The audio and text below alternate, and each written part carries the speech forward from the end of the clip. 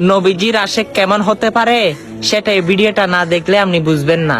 তখন সাহাবায়ে কেরাম বলে, ইয়া রাসূলুল্লাহ, আপনি দুনিয়াতে পর্দা নেওয়ার পর আপনার জুব্বা মুবারক কে পাবে? তখন আমার রাসূল বলে, আমার জুব্বা মুবারক আমার এক আশেক পাবে, তার নাম হচ্ছে ওয়াইস করণী। তখন সাহাবায়ে কেরাম জিজ্ঞাসা করে, ইয়া রাসূলুল্লাহ, তাকে কোথায় পাবো? বলে, আবু বকর উমরকে তোমরা মরুভূমির ওই জায়গায় যাও, আমার একজন আশেক দেখবে, তার হাতের মধ্যে একটা কালো দাগ রয়েছে। তখন আবু বকর উমর গেল এবং হাতের মধ্যে এরকম করে ওয়াইস করণীকে ধরলো। ওয়াইস করণীকে জিজ্ঞাসা করে, তুমি জুব্বা মুবারক কিভাবে পেলে?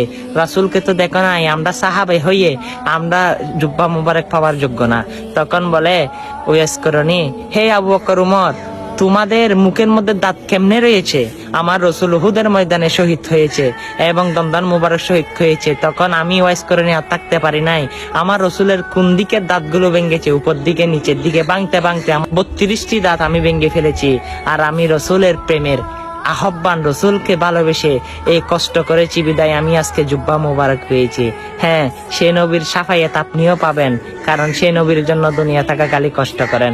সেই নবীর বার্তাগুলো, এই সুন্দর সুন্দর বাণীগুলো মানুষের কাছে শেয়ার করে মানুষকে দেখার সুযোগ করে দেন। আমিন।